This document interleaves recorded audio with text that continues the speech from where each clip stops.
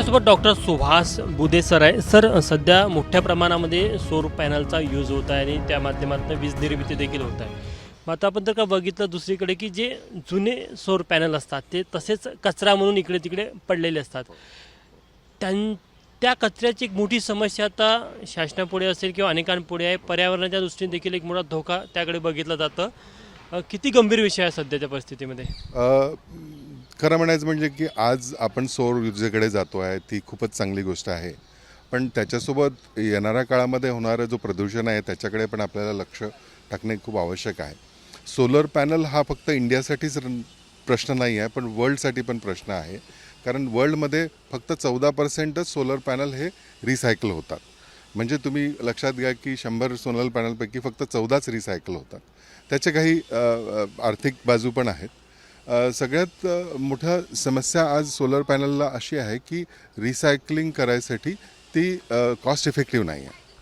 आणि ज्या हिशोबाने आपण सोलर पॅनलकडे जातो आहे, ज्या हिशोबाने आपण ग्रो करतो आहे, मग येणाऱ्या काळामध्ये आपण 5 पटीने आपले सौर ऊर्जाचं आपलं टार्गेट आहे आणि आपण ते करूच असं मला वाटतं.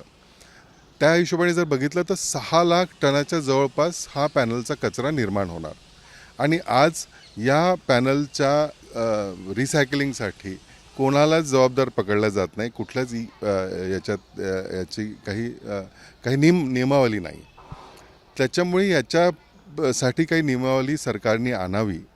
NGTमध्ये आत्ता एक रिसेंटली तसं एक केस पण आली आहे आणि त्यांनी सरकारला विचारलेलं पण आहे की तुम्ही या संदर्भात या होणाऱ्या प्रदूषणासाठी काय करताय. आता आज तुम्हाला वाटणार नाही की खूप मोठं प्रदूषण आहे, कारण खूप पॅनल्स आज आले नाहीत. पण काही वर्षामध्ये हा पॅनलचा जो व्हॉल्यूम आहे जे आहे ते खूप मोठ्या प्रमाणात येणार. त्याच्यामुळे हा पोल्युशन येणार आहे. याच्यामध्ये जे येणारे मिनरल्स, याला जर प्रॉपर रिसायकलिंग केलं नाही गेलं तर याच्यात जे काही कॅडमियमसारखे किंवा जे हेवी मेटल्स आहेत ते सॉईलमध्ये जाऊन सॉईल पोल्युशन करतात. त्याच्यामुळे याला रिसायकलिंग करणे कमर्शियली पण खूप वायबल आहे. कारण आपण हे सगळे जे मिनरल्स मटेरियल्स याच्यात मेटल्स मिळतात ते सगळे आपण इम्पोर्ट करतो. आपण जर रिसायकलिंग करू शकलो याला तर हे आपल्याला आर्थिकदृष्ट्या पण आपल्या देशासाठी आपल्याला हे तितक्या प्रमाणात हे मिनरल्स कमी प्रमाणात इम्पोर्ट करायला लागणार. त्याच्यामुळे हे कमर्शियली तर खूप येणाऱ्या काळामध्ये खूप व्हायबल प्रोजेक्ट राहणार आहे. पण आत्ता जोपर्यंत आपण याची पॉलिसी आणणार नाही आणि आपण जोपर्यंत या रिसायकलिंग उद्योजकांना आपण चालना देणार नाही तोपर्यंत हा प्रॉब्लेम तसाच राहील. त्याच्यासाठी गव्हर्नमेंटनी काहीतरी याच्यावर पॉलिसी आणणं, नियमावली आणणं खूप आवश्यक आहे. दुसरं एक पाहायला मिळतं की सौर पॅनल मोठ्या प्रमाणामध्ये त्याची निर्मिती केली जात आहे. ज्या प्रमाणामध्ये ते आता तयार होत आहे नव्याने, त्यामुळे पुढील 5 वर्षामध्ये जेव्हा टेक्नॉलॉजी चेंज होईल तेव्हा पॅनलची डिमांड वेगवेगळ्या पद्धतीनं चेंज होईल. तर त्या अनुषंगाने किती आताच्या स्थितीमध्ये 5 पटीने वाढेल. म्हणजे हा सगळा म्हणजे हा पसारा जो आहे आपला सोलरचा हा 5 पटीने वाढेल. म्हणजे त्याचा वेस्ट पण वाढेल, 5 पटीने वेस्ट येणार. याच्यामध्ये मला अजून असं वाटतं की याच्यात थोडंसं रिसर्च करण्याची पण आवश्यकता आहे.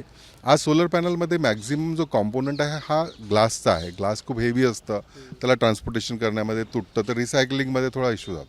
काही रिसर्च जर याच्यामध्ये झाला की ग्लासच्या ऐवजी काही दुसरा मटेरियल आपण जर काही त्याच्यात टाकू शकलो आणि मग ते रिसायकलिंगसाठी जर सोपं झालं तर हा एक मोठा त्याच्यामध्ये पण हा रिसर्चचा विषय आहे. वर्ल्ड ओव्हर याच्यात रिसर्च सुरूच आहे, पण इंडियामध्ये पण आपल्या काही संस्थांनी याच्यात जर रिसर्च केला तर मला वाटतं हे खूप म्हणजे it's a need of the hour, म्हणजे काळाची गरज आहे.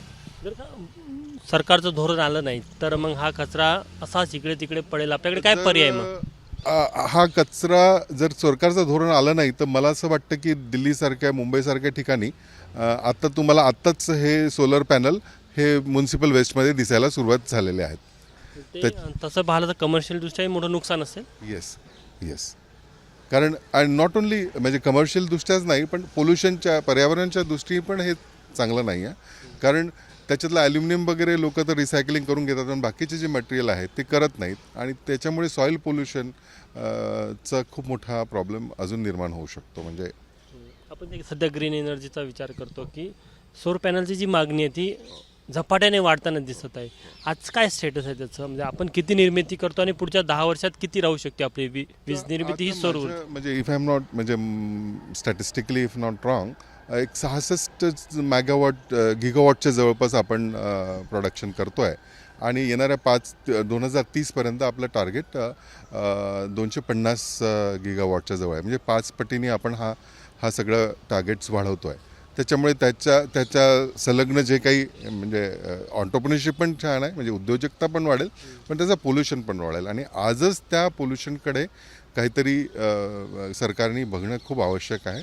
नाहीतर मग एक दिवशी हा खूप मोठा प्रॉब्लेम होईल आणि मग त्याला मॅनेज करायला त्याचे वेगळे चॅलेंजेस तयार होतील. डॉक्टर सुभाष बुधे सर पर्यावरणवादी आहे, जाणकार आहे, तज्ज्ञ आहे या क्षेत्रातले, आणि त्यांचं असं म्हणणं आहे की आत्ता दुसरा टप्पा आहे, म्हणजे जवळपास सौर ऊर्जेच्या क्षेत्रामध्ये जे पॅनल्स येतात ते पुढचे काही वर्ष जरी चालणार असले तरी टेक्नॉलॉजी जर चेंज झाली तर त्यामध्ये मोठे बदल होऊ शकतात.